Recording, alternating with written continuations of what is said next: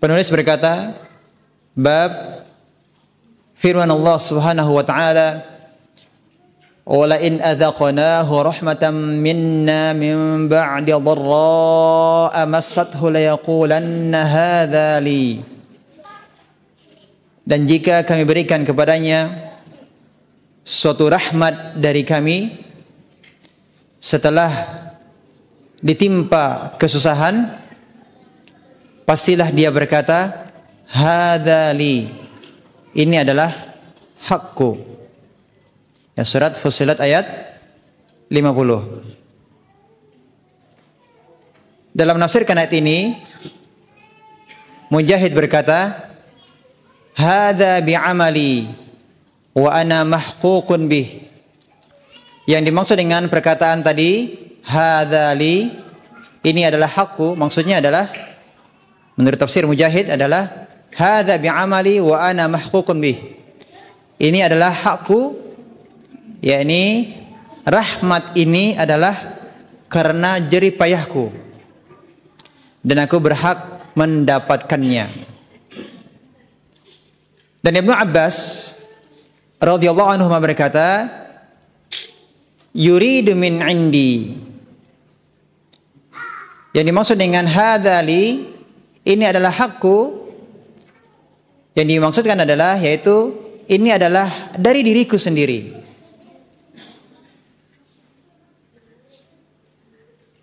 Kemudian penulis Syekh Muhammad bin Abdul Wahhab rahimahullah taala menyebutkan dalil yang kedua. Dalil yang kedua membawakan dalil dari Al-Quran surat Al-Qasas ayat 78. Qala innama utituhu ala ilmin indi. Qarun berkata, sesungguhnya aku hanya diberi harta itu karena ilmu yang ada padaku. Ini adalah perkataan Qarun. Sesungguhnya aku diberi harta itu semata-mata karena ilmu yang ada padaku. Qatadah berkata menafsirkan ayat ini, menafsirkan perkataan Qarun, ala ilmin minni biwujuhil makasib. Maksud dari perkataan Qarun yang Allah sebutkan dalam surah Al-Qasas ayat 78 tersebut,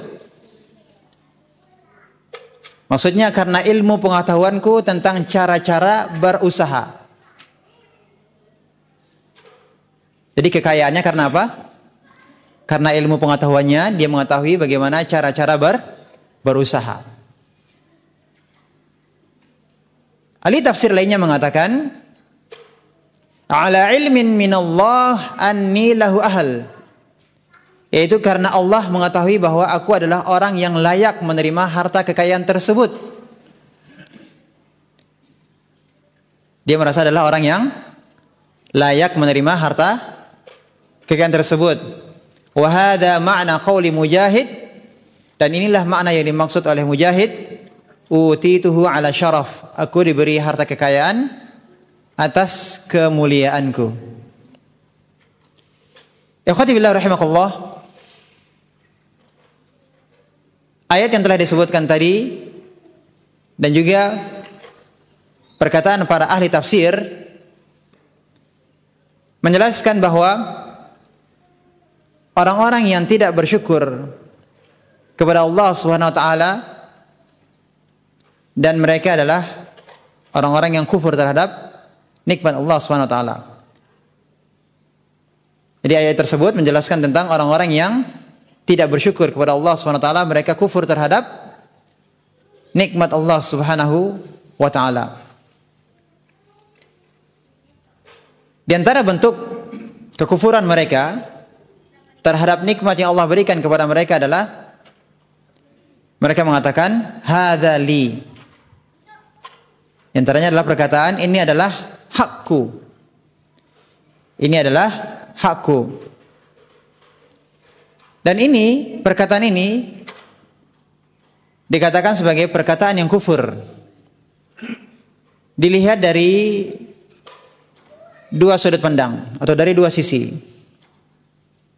ya, perkataan ini adalah perkataan yang kufur, ini berkenaan dengan dua hal. Yang pertama adalah karena dia meyakini bahwa dia berhak untuk mendapatkannya. Dia meyakini bahwa dia berhak untuk mendapatkan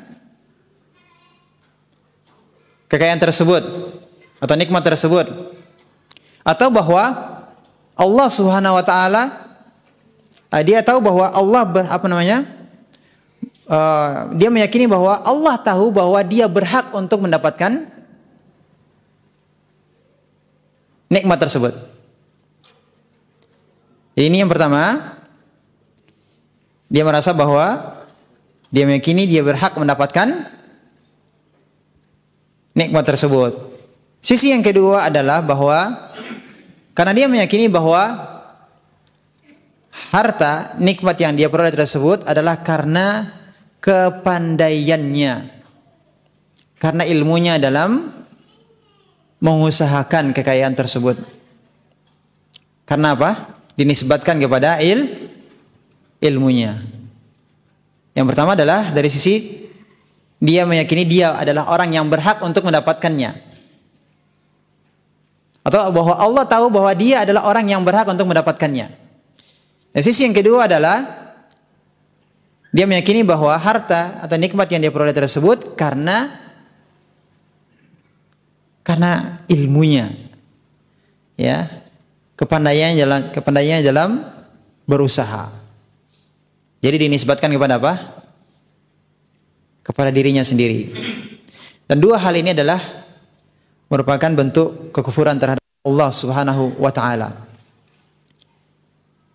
Ayat ini surah Fussilat ayat 50. Ini adalah merupakan perkataan orang kafir. Ya, perkataan orang kafir. Dari mana kita tahu? Kita ketahui adalah lihat kelanjutan ayatnya.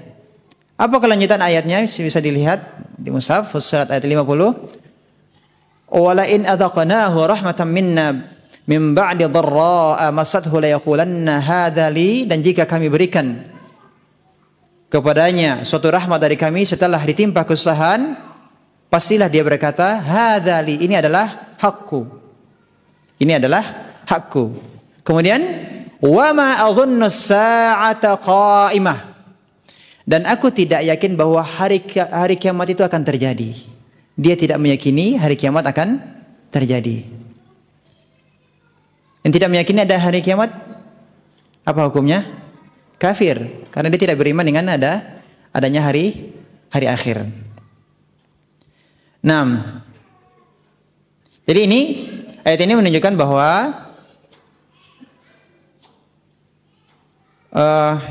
yang berkata ini adalah orang kafir, karena dia tidak beriman dengan adanya hari kiamat. Kemudian juga berkenaan dengan perkataan Qarun, innama utituhu ala ilmin indi, surat apa?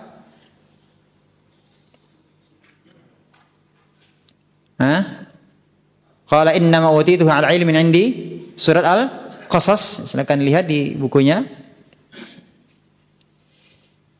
Perkataan Qarun ini menunjukkan akan kesombongan dan keangkuhannya. Perkataan orang yang kufur kepada Allah Subhanahu wa taala. Oleh karenanya, dua dalil ini menunjukkan bahwa barang siapa yang kufur terhadap nikmat Allah Subhanahu wa taala, maka berarti dia telah bertasyabbuh dengan orang kafir. Bertasyabbuh dengan orang kafir. Sekali lagi, Fussilat ayat 50 yang berkata siapa? Orang kafir yang tidak beriman dengan hari kiamat. Dan yang kedua, dalil yang dibawakan oleh Syekh Muhammad bin Abdul Wahhab, perkataan siapa? Qarun. Maka orang yang kufur terhadap nikmat Allah SWT, berarti dia telah bertasyabbuh dengan orang-orang kafir, ya, yang Allah sebutkan di dalam Al-Quran. Taib. Syukur, ini ibadah atau bukan? Ibadah. Ya, syukur itu adalah ibadah. Bahkan adalah ibadah yang sangat agung. Ibadah yang sangat agung. Begitu agungnya, besarnya pahalanya, maka sedikit orang yang bisa sampai pada tingkatan sebagai hamba yang pandai bersyukur. Ibnu Qayyim rahimahullah ta'ala mengatakan bahwa al-imanu nisfan. Iman itu dua perkara. Ya, dua perkara. Separuhnya adalah nisfun fis sabar, separuhnya adalah terdapat pada kesabaran, wa nisfun fis syukur, dan separuhnya adalah terdapat pada syukur. Jadi iman itu terdiri dari dua perkara. Ya, separuhnya adalah sabar dan separuhnya apa? Separuhnya adalah syukur. Ya, sebagaimana Allah sebutkan dalam firman-Nya dalam surah Ibrahim, "Inna fi dzalika laayatin likulli sabarin syakur." Sesungguhnya pada yang demikian itu terdapat tanda-tanda kekuasaan Allah Subhanahu wa taala bagi setiap orang yang apa? Yang pandai, yang apa namanya? Seorang yang penyabar dan syakur, banyak bersyukur. Allah gabungkan penyebutan orang yang penyabar dan orang yang bersyukur. Dan memang demikian keadaannya. Kita manusia diuji dengan dua perkara. Ya, diuji apakah dia bisa apa namanya? Dia bisa bersabar, dan terkadang kita juga diberi kenikmatan, kita diuji apakah kita bisa bersyukur. Ya. Maka barang siapa yang bisa bersabar dan barang siapa bisa bersyukur, maka dia mendapatkan apa? Iman yang sempurna. Iya. Terkadang kita diuji dengan apa? Dengan sesuatu yang apakah kita bisa bersabar? Terkadang kita diuji dengan sesuatu yang apakah kita bisa bersyukur. Inilah kehidupan. Bersyukur atau bersabar. Nah. Maka sampai-sampai para ulama berbeda pendapat, mana yang lebih utama? Antara orang miskin yang bersabar ataukah orang kaya yang bersyukur? Nah, mana yang lebih utama, Pak? Apa kalau mau pilih yang mana, Pak? Nah, Bu, pilih mana, Bu? Tidak ada pilihan yang ketiga, Bu. Pilihannya cuma dua. Miskin bersabar atau kaya bersyukur. Pilih yang mana, Bu? Jangan pilih yang ketiga. Ya. Kaya bersyukur. Kaya bersyukur.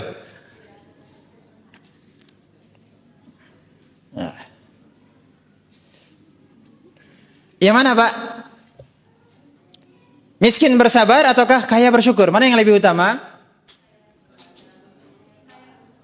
Mau miskin maupun kaya, yang lebih utama adalah siapa di antara mereka yang paling bertakwa kepada Allah Subhanahu wa taala. Siapa yang paling bertakwa? Ketika dia miskin, bagaimana ketakwaannya ketika dia mengalami hal tersebut? Dia bertakwa ataukah tidak? Dengan kesabarannya. Ketika dia kaya, apakah dia bersyukur ataukah tidak dengan harta kekayaannya tadi? Seberapa takwanya ketika dia menjadi orang kaya? Maka yang paling utama adalah orang yang paling bertakwa. Ya, kenapa? Karena sabar itu bertingkat-tingkat dan syukur pun juga bertingkat-tingkat. Yang paling utama adalah inna akramakum indallahi atqakum. Yang paling utama, yang paling mulia di antara kalian adalah atqakum, orang yang paling bertakwa. Sebenarnya Allah sebutkan dalam surat Al-Hujurat. Nah, demikian juga orang-orang soleh, para nabi, ada yang kaya, ada juga yang miskin. Maka kita tanya, mana yang lebih utama? Yang paling utama adalah yang paling bertakwa. Karena di antara mereka ada yang miskin, di antara mereka juga ada yang kaya. Dan faktanya bagaimana? Faktanya berdasarkan kabar dari Allah Subhanahu wa taala dan Rasulnya sallallahu alaihi wasallam, syukur itu adalah ibadah yang sangat agung.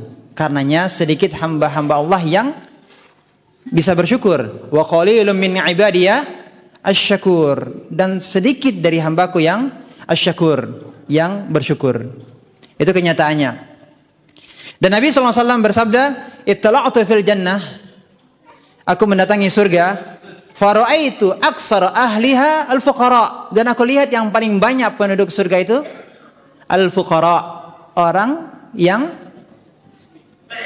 miskin. Yang paling banyak penduduk surga itu ternyata adalah al-fuqara, orang miskin.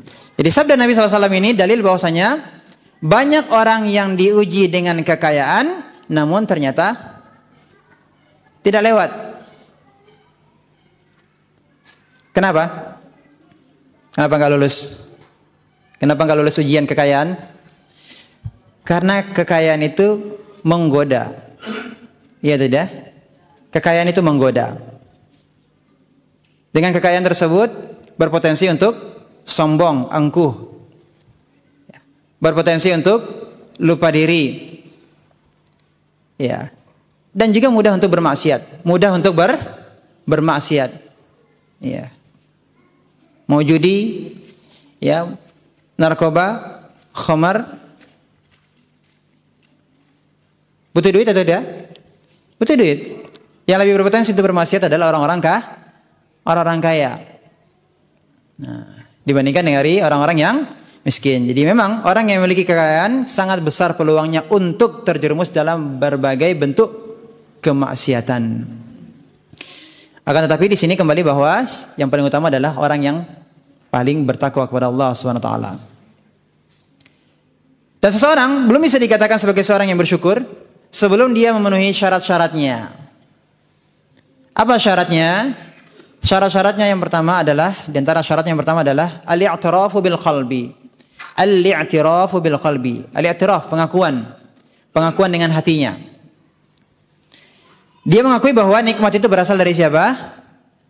Dari Allah Subhanahu wa taala. Ya, dia mengakui bahwa nikmat tersebut, nikmat yang dia peroleh berasal dari Allah Subhanahu wa taala. Karena memang semua nikmat itu berasal dari siapa? Dari Allah Subhanahu wa taala. Dan seseorang tidak akan mungkin bisa bersyukur dengan hatinya, dia mengakui dengan hatinya sebelum dia mengetahui dua hal.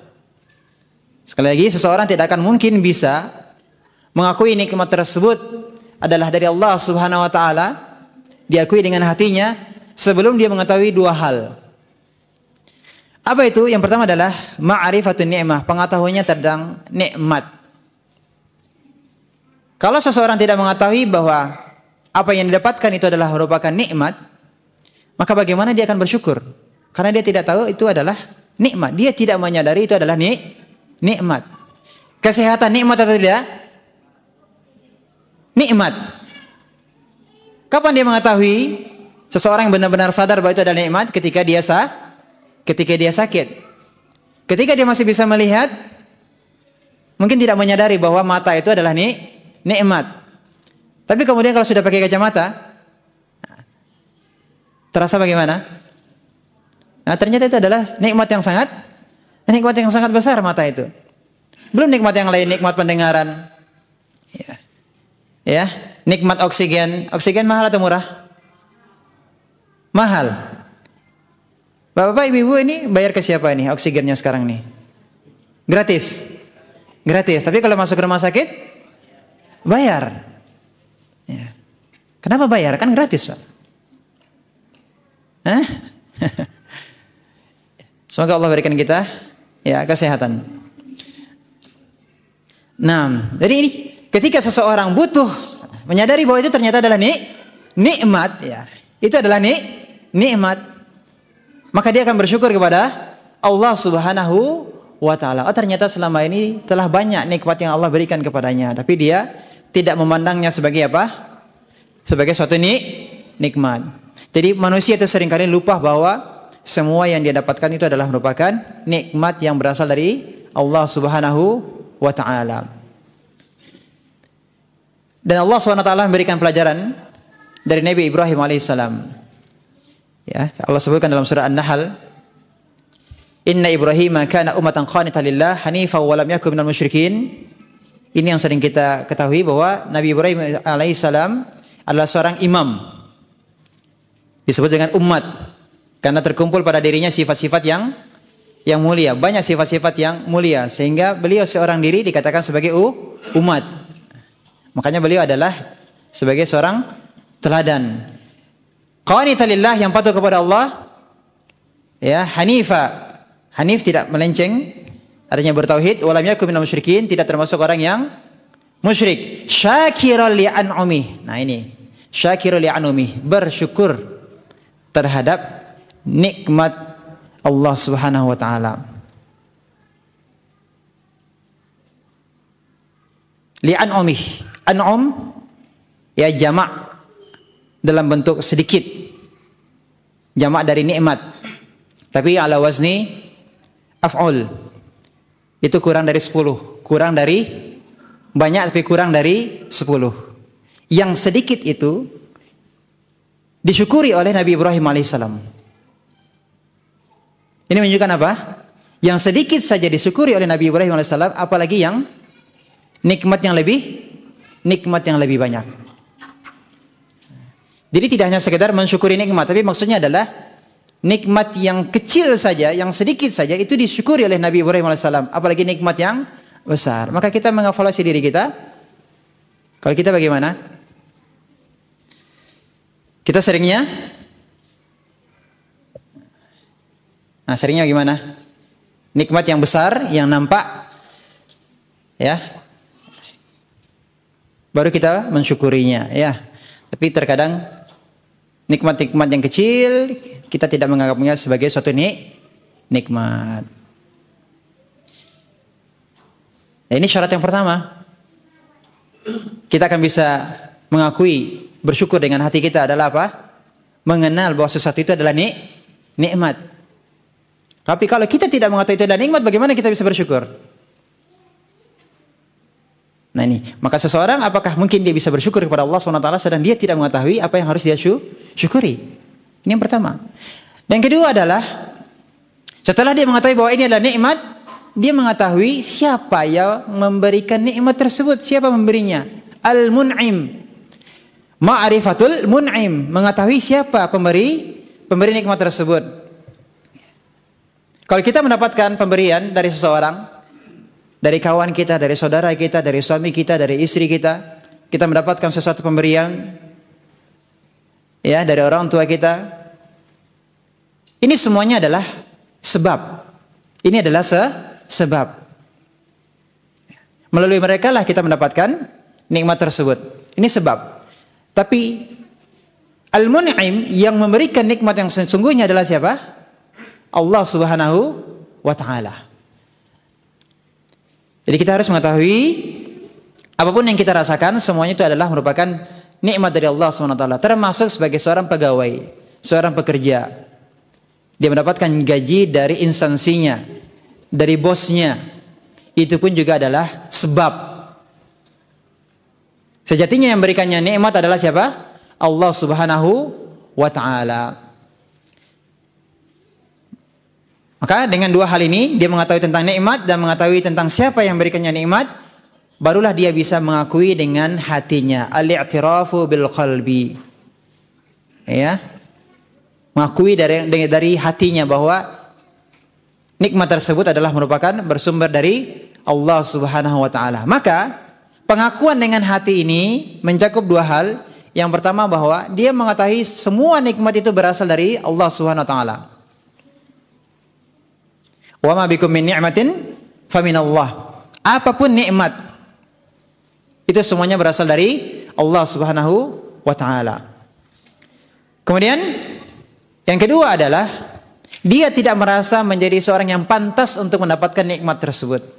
Tidak merasa dia orang yang berhak, layak untuk mendapatkan nikmat tersebut. Kenapa? Karena kalau seseorang sudah merasa dia patut, dia sudah layak untuk mendapatkan nikmat tersebut, yang akan terjadi apa? Muncul rasa ujub, takjub terhadap dirinya sendiri. Ya. Takjub terhadap dirinya sendiri. Maka apakah mungkin dia bisa bersyukur kepada Allah? Kenapa? Karena dia merasa ini adalah dari dirinya, bukan dari Allah. Nah. Jadi ini yang kedua. Yang pertama tadi kita mengakui nikmat, semua nikmat berasal dari Allah SWT. Dan yang kedua adalah tidak merasa sebagai seorang yang berhak untuk mendapatkan nikmat tersebut. Nah, pertanyaannya adalah, apakah kita sudah patut untuk mendapatkan nikmat dari Allah ataukah belum? Apakah yang kita lakukan selama ini ibadah kepada Allah Subhanahu wa taala? Kebaikan yang kita lakukan, apakah sudah kemudian kita bisa mengatakan, nah ini saya layak, saya patut untuk mendapatkan nikmat Allah. Kenapa? Karena saya sudah apa? Salat fardunya 5 waktu sudah khusyuk, luar biasa. Bagaimana sedekahnya? Oh, sedekah saya sudah luar biasa sedekahnya. Baca Al-Quran saya, oh baca Al-Quran saya. Pertanyaannya, kapan terakhir baca Al-Qurannya? Sedekahnya, berapa seringnya kita bersedekah?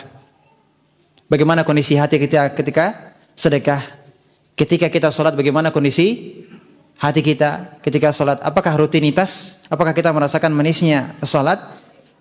Ataukah hanya gerakan tubuh kita saja?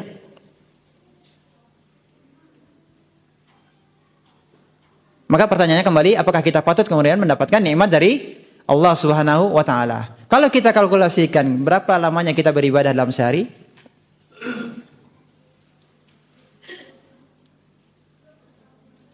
Ada 3 jam kita beribadah dalam sehari? Tidak.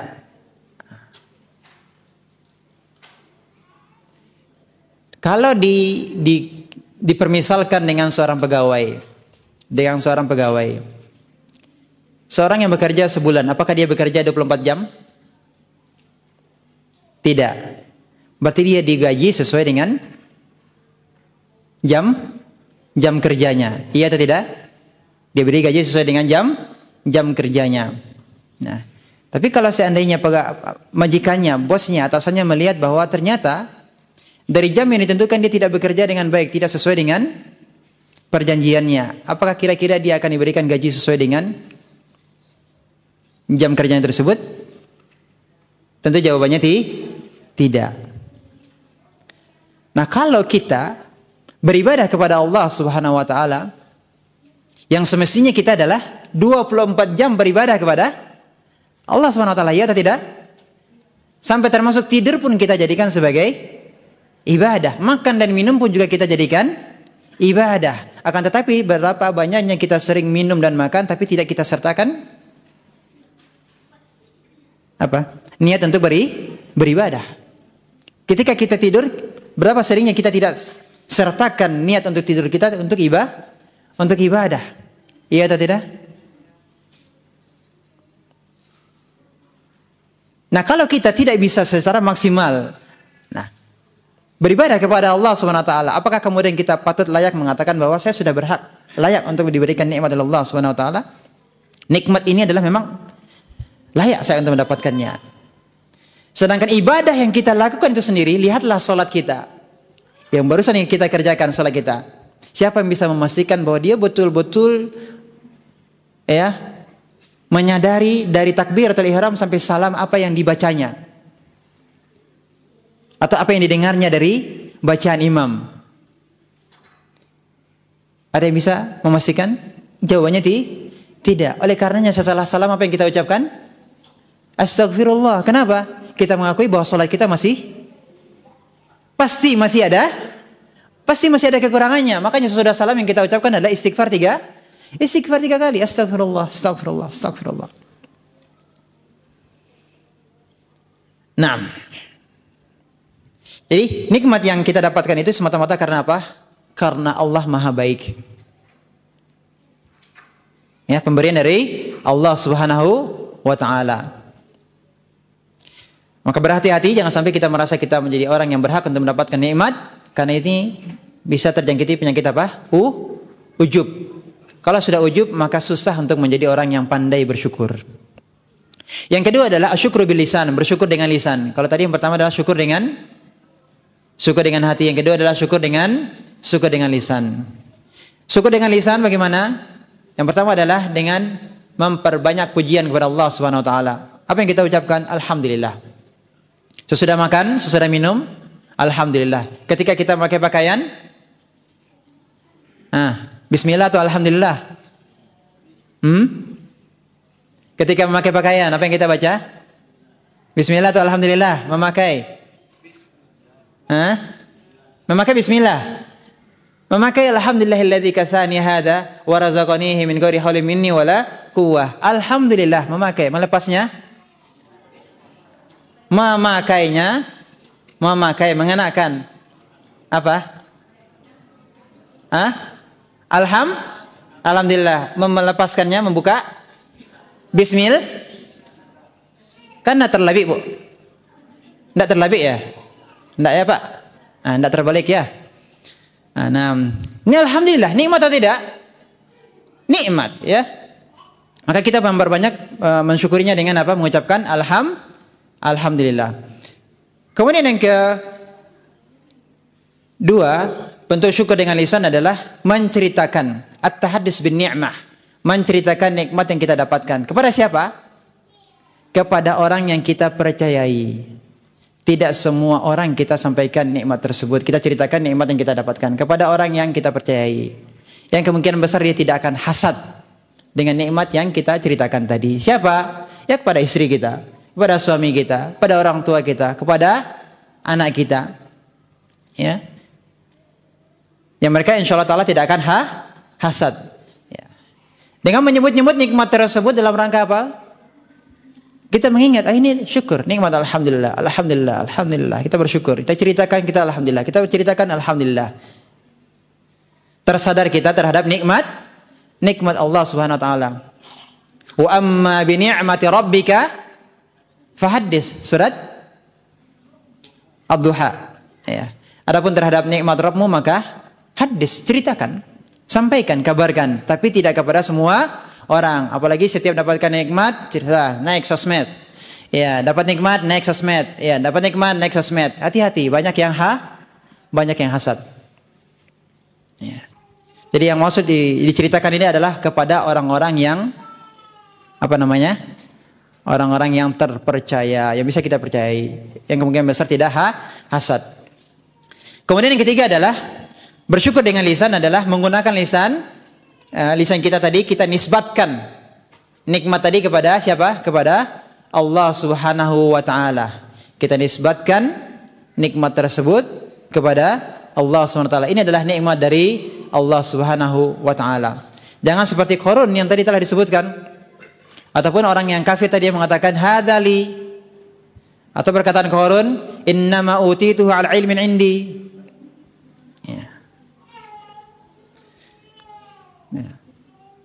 Yang jelas ini Qarun dan orang kafir yang menyebutkan ini adalah haknya, ini adalah sesuatu yang keliru. Kenapa? Karena tidak menisbatkan nikmat kepada Allah, tidak menyandarkan nikmat kepada Allah Subhanahu wa taala, tapi menyandarkan nikmat kepada siapa? Kepada dirinya.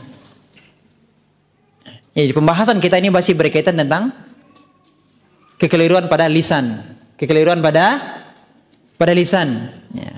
Tapi secara khusus membahas tentang apa? Tentang syukur, menisbatkan nikmat kepada Allah Subhanahu wa taala. Naam. Kemudian ikhwati billah rahimakumullah,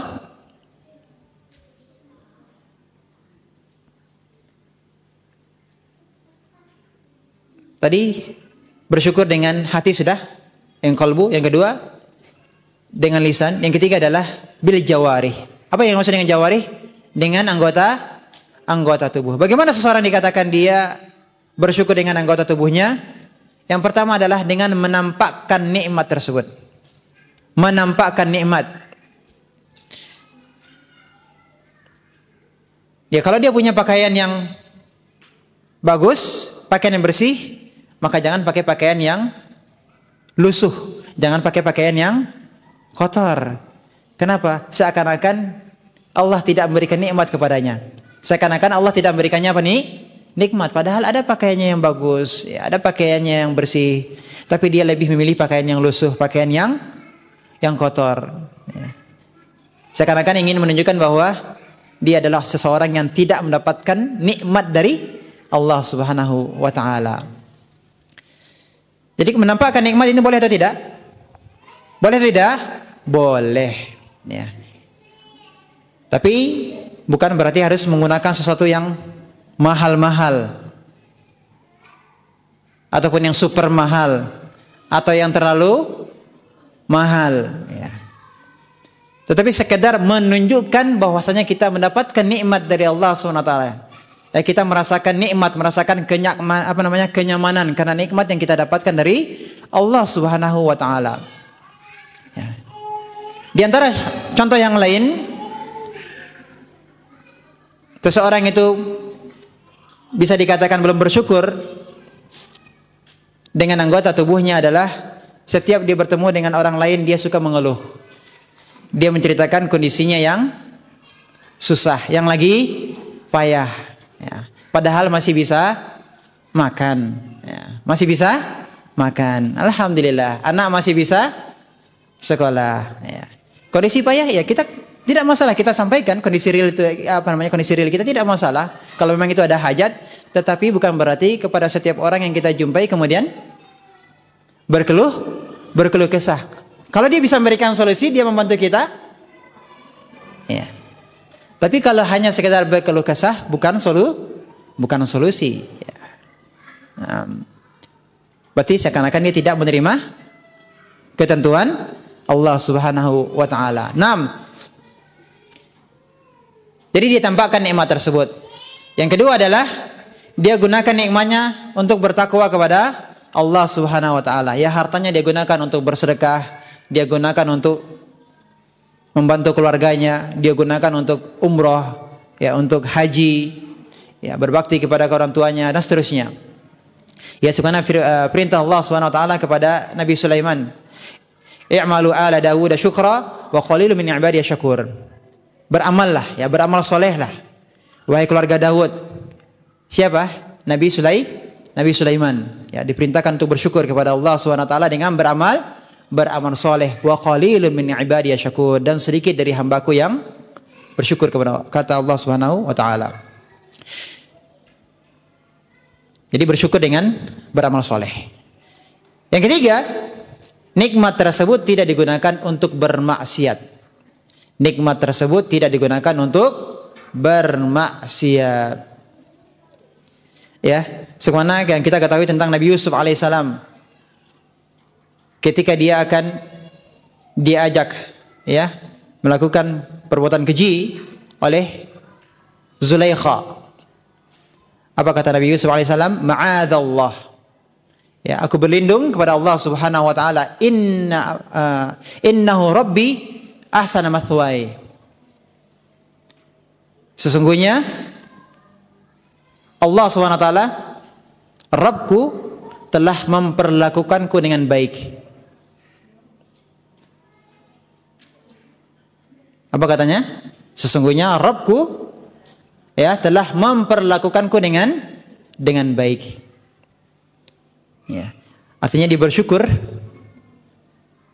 kepada Allah Subhanahu wa taala atas nikmat-nikmat yang telah dia terima. Apakah patut kemudian dia bermaksiat kepada Allah Subhanahu wa taala? Termasuk nikmat apa? Nikmat ketampanan, ya. Nikmat kedudukan. Apakah kemudian ini semuanya menjadikannya dia melakukan maksiat? Maka yang ketiga, poin yang ketiga adalah jangan sampai nikmat tersebut justru dia gunakan untuk bermaksiat kepada Allah Subhanahu wa taala. Padahal nikmat tersebut berasal dari siapa? Berasal dari Allah Tabaraka wa taala. Tapi ikhwati fillah rahimakumullah, dengan mengingat segala kenikmatan yang Allah Subhanahu wa taala berikan, maka ini akan menjadikan kita malu. Ya, malu untuk bermaksiat kepada Allah Subhanahu wa taala. Inilah, ya, di antara bentuk rasa syukur kita kepada Allah Subhanahu wa taala, bersyukur dengan apa? Bersyukur dengan hati, bersyukur dengan lisan, bersyukur dengan anggota tubuh. Berkaitan dengan menisbatkan nikmat kepada Allah ataukah menisbatkan nikmat kepada selain Allah. Ketika seseorang tidak menisbatkan nikmat kepada Allah Subhanahu wa taala dengan salah satu cara tadi, ya, dia merasa berhak untuk mendapatkan nikmat, atau dia mengatakan bahwa kenikmatan itu karena dirinya, kepandaiannya, kemampuannya, dia tidak nisbatkan kepada Allah SWT. Apa hukumnya? Hukumnya adalah syirik asgar. Hukumnya adalah syirik asgar. Berkaitan dengan tauhid rububiyah. Berkaitan dengan tauhid rububiyah. Karena kita ketahui bahwa Allah SWT lah yang memberikan rizki. Ya, Allah lah yang memberikan berbagai kenikmatan. Semua kenikmatan Allah lah pemberinya. Ini berkaitan dengan rububiyah Allah SWT. Akan tetapi ketika seseorang kurang mengakuinya dengan dia mengatakan bahwa seakan-akan memang sebab dia pandai, ya, sebab dia pandai, itulah menjadi sebab rezeki itu datang. Bukan mutlak karena Allah SWT, tapi karena apa? Karena kepandaiannya. Karena dia merasa dirinya berhak, sehingga wajib bagi Allah untuk memberinya rizki. Nah, ini kita garis bawahi apa? Berarti dia menganggap apa? Wajib bagi Allah untuk memberinya rizki. Bisa dipahami di mana letak kekeliruan dari ucapan tersebut yang menisbatkan nikmat kepada dirinya, yang merasa bahwa dia berhak untuk mendapatkan nikmat seakan-akan dia punya kuasa untuk mewajibkan Allah memberikan rizki kepadanya. Di situ letak kesyirikan pada syirik rububiyahnya. Maka dia terjerumus dalam syirik apa? Syirik asgar. Ya. Terjerumus pada syirik asgar. Ini berkaitan sekali lagi berkaitan dengan apa? Dengan lisan. Ya. Jadi ini penting bagi kita untuk mempelajari masalah akidah, ya, mempelajari tentang tauhid. Ya, berhati-hati kita dengan lisan kita. Termasuk berkenaan dengan ketika kita mendapatkan suatu nikmat, jangan sampai kemudian dia mengatakan sesuatu seakan-akan dia adalah orang yang berhak untuk Allah berikan nikmat kepadanya, seakan-akan dia telah mewajibkan Allah untuk memberikan nikmat kepadanya. Baik. Kita masuk pada dalil yang ketiga. Dalil yang ketiga. Kalau tadi sebelumnya ada dua dalil dari Al-Quran, sekarang adalah yang ketiga adalah hadis. Dari Abu Hurairah radhiyallahu anhu, bahwasanya dia mendengar Nabi sallallahu alaihi wasallam bersabda, "Inna salasatan fi bani Israel abrasa wa aqra'a wa a'ma fa arada Allah ayyabtaliyahum." Ada 3 orang dari Bani Israel yang menderita sakit. Yang pertama adalah abros. Bisa dikatakan ini adalah lepra. Wa aqra. Penyakit aqra. Ya, kepalanya botak, ya. Wa a'ma. Orang yang buta. Allah ingin menguji mereka bertiga. Allah ingin menguji ketiga orang tersebut. Mereka dari Bani Israel. Faba'atha ilaihim malakan. Maka diutuslah malaikat kepada mereka. Fa'atal abras. Faqala ayyu syai'in habu ilaik. Maka datanglah malaikat tersebut kepada orang yang berpenyakit abras, lepra. Dan malaikat bertanya kepadanya. Jadi malaikatnya menjelma jadi manusia. Ayyu syai'in habu ilaik. Apa yang paling kamu sukai? Qal, dia berkata, launun hasan wa jildun hasan qad qadaranin nas. Maka orang tersebut menjawab, aku ingin rupa yang bagus, jildun hasan, kulit yang indah, dan penyakit yang menjijikkan banyak orang ini hilang dari diriku. Apa permintaannya? Rupa yang bagus, kulit yang indah, dan dihilangkan atau disembuhkan dari penyakitnya. Qala famasahu fadhahaba anhu qadaruhu fa'utiya launan hasanan wa jildan hasana. Maka malaikat mengusap kulitnya dan hilanglah penyakit itu. Dan juga dia diberi rupa yang bagus dan kulit yang indah. Dengan izin Allah SWT, malaikat yang menjelma ini mengusap kulitnya, maka hilanglah penyakitnya. Tidak hanya itu, rupanya juga bagus, kulitnya juga indah. Kemudian tidak hanya sekedar itu saja, menyembuhkan penyakitnya, ya. Ayyul mali ahabu ilaik. Malaikat bertanya lagi, harta apa yang paling kamu sukai? Qal al-ibil, aqal al-baqar. Syaka Ishaq, innal abras wal aqra qala ahaduhum al-ibil wa qala al-akhar al-baqar. Orang tersebut menjawab unta atau sapi. Perawi, yakni Ishaq ragu apakah orang yang berpenyakit abras ataukah orang yang berpenyakit aqra yang dimaksud. Yang jelas yang satu berkata unta dan yang lainnya berkata sapi, dan yang lebih kuat di sini nampaknya adalah yang penyakit lepra ini minta unta. Adapun yang botak ini minta apa? Minta sapi. Fa'utiya naqatan wa syara' faqala barakallahu laka fiha. Maka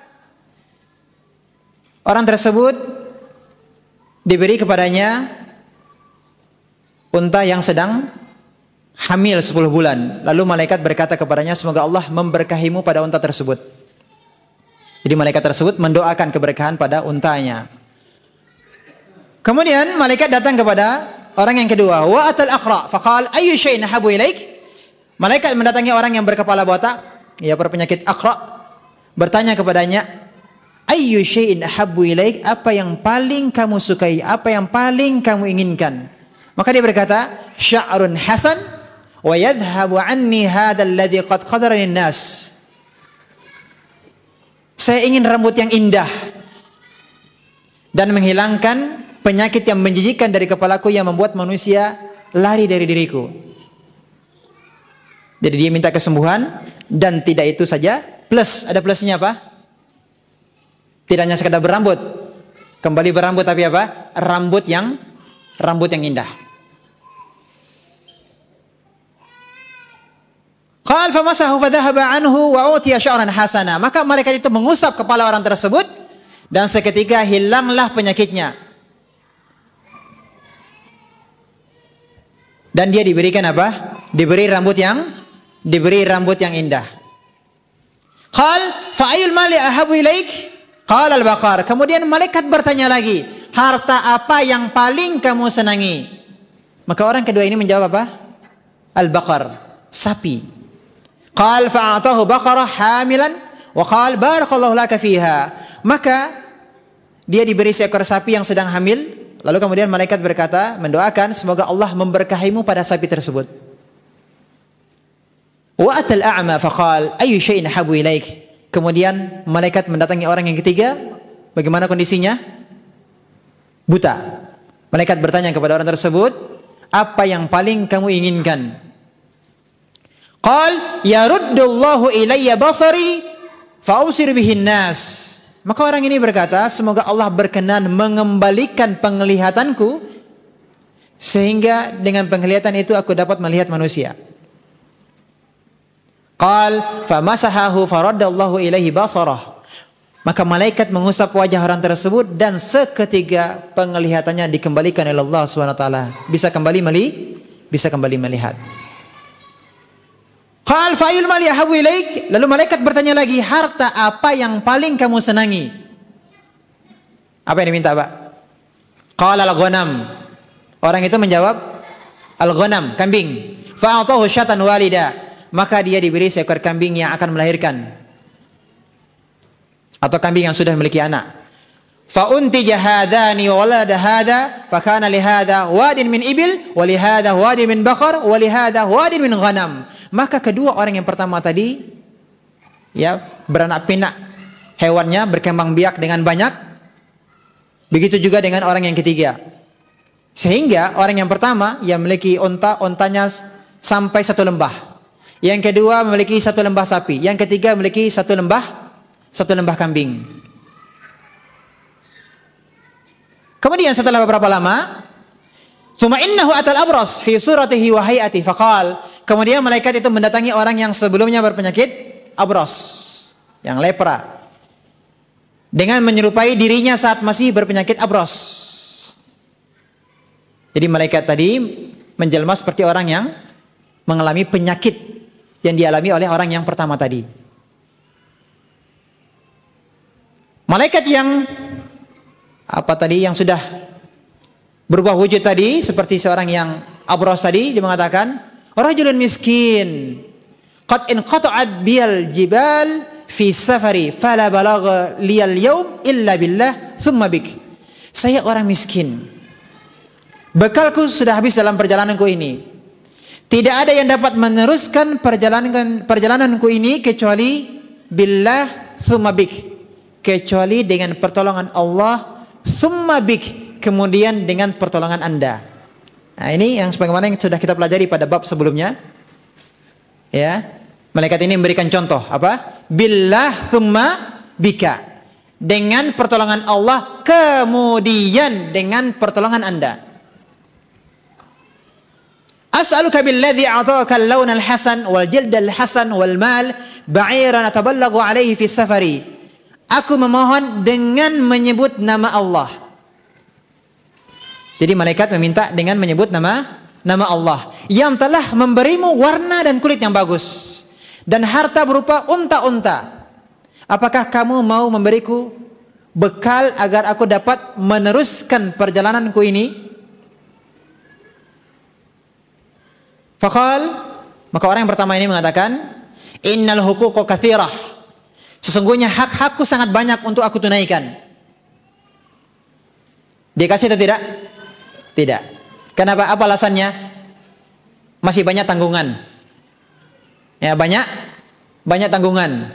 Faqala lah, ka'anni a'rifuk. Lalu malaikat bertanya kepadanya, sepertinya aku mengenal Anda. Alam takun abras yaqdaruka an-nas faqiran fa'adaka Allah. Bukankah Anda dahulu adalah orang yang berpenyakit abras, ya, sehingga manusia menjauhimu dan kamu dalam keadaan fakir, lalu Allah memberimu harta? Artinya apa? Kondisiku saat ini sama seperti kondisimu dahulu. Faqal innama waristu hadzal mal kabiran an kabir. Orang ini mengatakan, aku memiliki semua harta ini dari warisan. Jadi ternyata dia nisbatkan hartanya tadi dari apa? Dari warisan, bukan pemberian dari Allah. Faqal in kunta kadiban fasayyarakallahu ila ma kunt. Maka malaikat berkata, seandainya kamu berdusta, semoga Allah mengembalikanmu kepada keadaanmu semula. Kemudian wa'atal aqra'a fi suratihi wa hayatihi. Kemudian malaikat itu mendatangi orang yang dahulunya berpenyakit aqra'. Aqra' tadi yang mana tadi? Yang kepalanya botak. Dengan menyerupai dirinya saat berpenyakit aqra'. Faqala lah misla ma qala li hada. Dan berkata kepadanya sebagaimana yang malaikat katakan kepada orang yang pertama. Perkataan yang sama yang dikatakan kepada orang yang pertama. Faradda alaihi misla ma radda alaihi hadha. Lalu orang yang dahulunya berpenyakit aqra ini menjawab seperti jawaban orang yang dahulunya berpenyakit abros. Jawaban yang sama seperti jawaban orang yang pertama. Faqal in kunta kadiban fasayyarakallahu ila ma kunt. Maka malaikat berkata, seandainya kamu berdusta, semoga Allah mengembalikanmu kepada keadaanmu semula. Ini orang yang kedua. Yang ketiga, wa'atal a'ma fi suratihi. Kemudian malaikat mendatangi orang yang dahulunya a'ma, buta, dengan menyerupai dirinya saat masih buta. Faqal, dan berkata kepadanya, rajulun miskin wabnu sabilin wa taqatta'at biyal jibal fi safari fala balaghal yawma illa billah thumma bik. Aku adalah orang yang miskin, yang bekalku sudah habis dalam perjalananku ini. Tidak ada yang dapat meneruskan perjalananku ini kecuali apa? Pertolongan Allah, kemudian dengan pertolongan Anda. As'aluka billadzi radda 'alaika basaraka syatan ataballagu biha fi safari. Aku memohon kepadamu billadzi, dengan nama Allah yang telah mengembalikan penglihatanmu. Aku meminta seekor kambing saja. Untuk apa? Untuk melanjutkan perjalananku. Apa kata orang yang ketiga yang telah disembuhkan dari butanya? Dia berkata, qad kuntu a'ma faraddallahu ilayya basari wa faqiran faqad aghnani faqad ma syi'ta wa da' ma syi'ta. Maka orang ini mengatakan, dahulu aku adalah orang yang buta, lalu Allah mengembalikan penglihatanku, dan aku juga dahulu adalah seorang yang fakir. Kemudian Allah memberikanku apa? Kecukupan. Maka dari itu, khudh ma syi'ta wa da' ma syi'ta. Ambillah yang engkau sukai dan tinggalkan apa yang tidak engkau sukai. Pilihlah. Fa wallahi la ajhaduka al-yawma bi syai'in akhadtahu lillah. Demi Allah, aku tidak akan menghalangimu untuk mengambil sesuatu yang engkau mengambilnya karena Allah. Tadi kan dia minta karena Allah dengan menyebut nama Allah. Setelah mendengar ucapan ini, faqal amsik malak fa innama ubtulitum faqad radiyallahu anka wa sakhata ala sahibaik. Maka malaikat itu berkata, peganglah hartamu, sesungguhnya kalian hanya diuji oleh Allah dan Allah telah ridho kepadamu dan murka kepada kedua temanmu. Naam.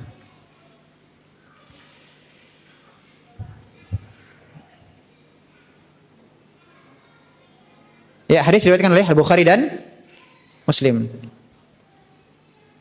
Jadi Rasulullah SAW menceritakan tentang apa? Tentang kisah orang yang terdahulu. Untuk apa tujuannya? Sebagai peringatan.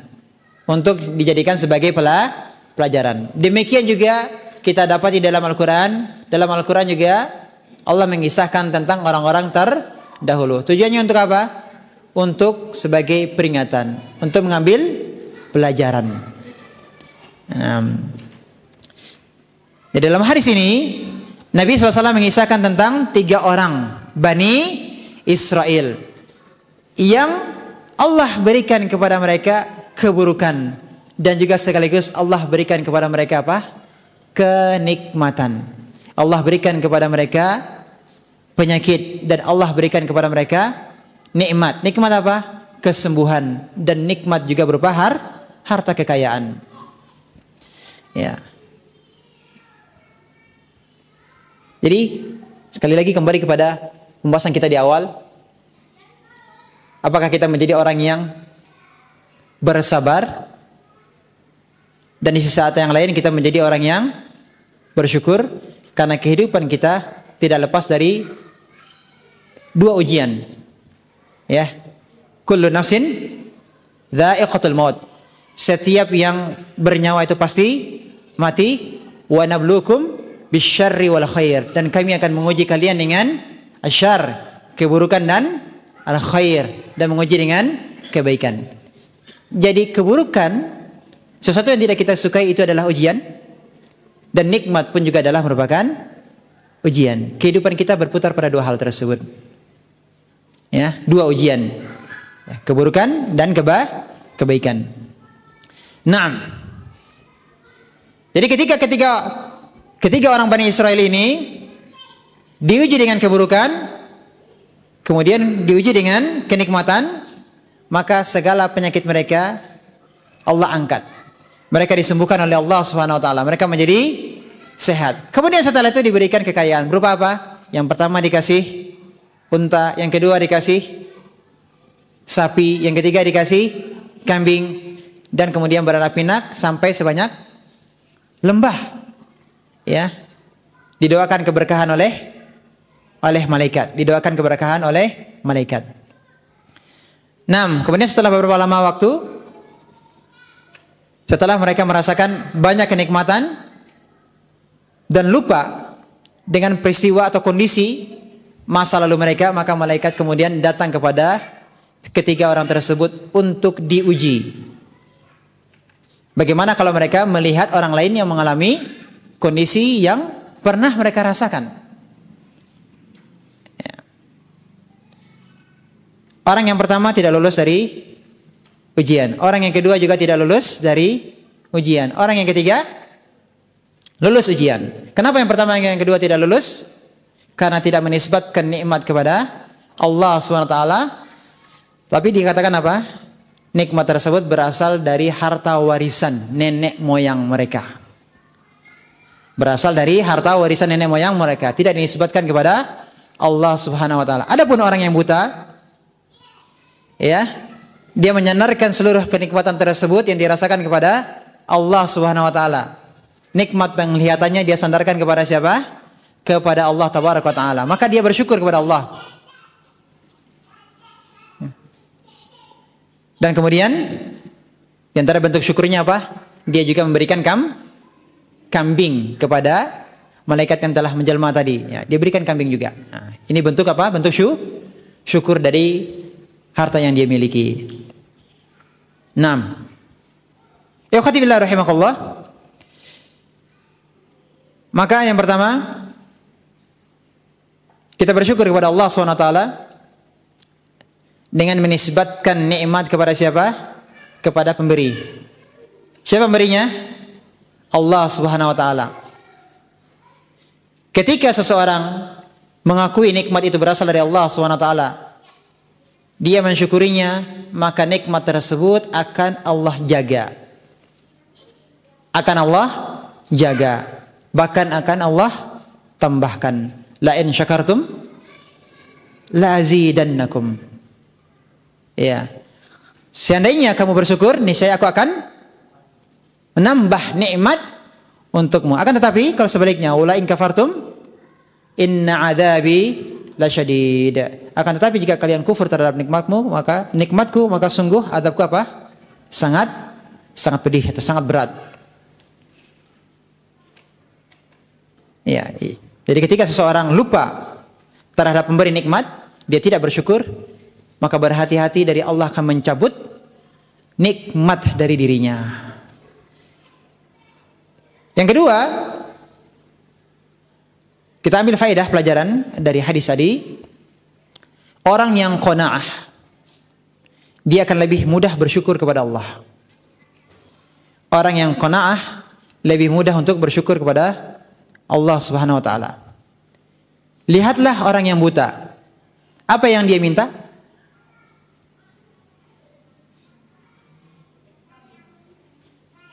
Apa yang diminta? Hanya diminta untuk bisa disembuhkan dari kebutaannya, iya atau tidak? Kan itu yang diminta pertama kali. Bandingkan dengan orang yang pertama dan yang kedua, apa yang dimintanya? Apakah dimintanya hanya agar sembuh saja, ataukah ada tambahan yang lain? Ada tambahan yang lain apa?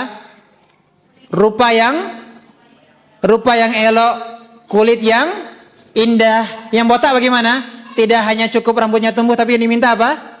Rambut yang indah. Bandingkan dengan orang yang ketiga, dia hanya minta apa? Disembuhkan dari kebutaannya. Dia tidak minta bulu mata yang lentik. Dia tidak minta agar bola matanya indah menawan. Iya atau tidak? Hanya satu yang diminta apa? Supaya bisa melihat orang. Tapi orang pertama yang kedua tidak cukup dengan hanya apa? Sembuh dari penyakitnya, tapi dia minta plus tambahannya. Apa tambahnya tadi? Ya, ingin menjadi seorang yang rupawan, yang kulit dan rambut yang indah. Orang yang qanaah lebih mudah untuk bersyukur. Orang yang tidak qanaah kemungkinan besar sulit untuk bersyukur. Ya.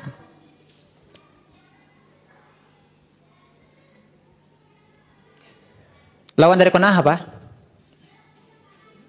Lawan dari qanaah apa? Tamak. Ya. Jadi orang yang tamak bisa dikatakan dia tidak akan pernah bersyukur. Kenapa? Karena dia selalu merendahkan, menganggap kurang nikmat yang dia dapatkan. Selalu menganggap apa? Kurang.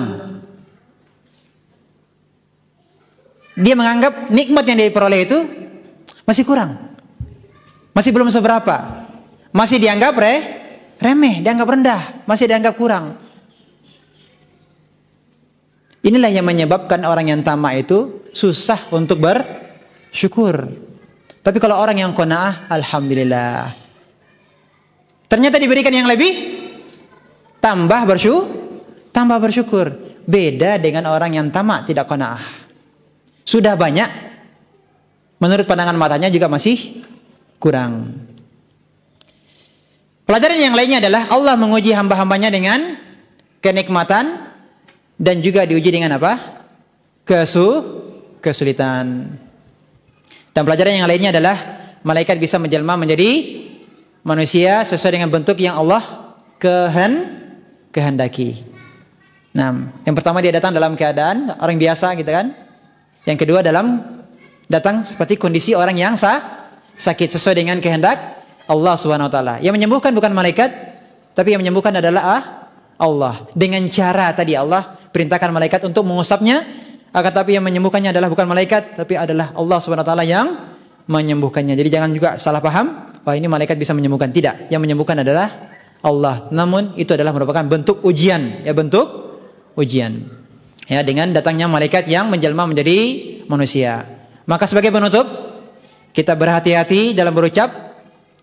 Jangan sampai kita tergelincir dan terperosok ke dalam kesyirikan dan maksiat yang akan mengurangi kesempurnaan tauhid. Ya.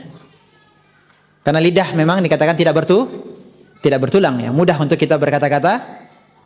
Jangan sampai ternyata apa yang kita ucapkan tersebut masuk dalam kategori apa? Syirik, dosa besar yang tentu pastinya akan mengurangi kesempurnaan tauhid. Nasallallahu salamah wal afiyah. Wassallallahu Nabi Muhammadin wa alihi wasallam. Kita tutup dengan kafaratul majlis. Subhanakallahumma bihamdika asyhadu an la ilaha illa anta astaghfiruka wa atubu ilaik. Wassalamualaikum warahmatullahi wabarakatuh.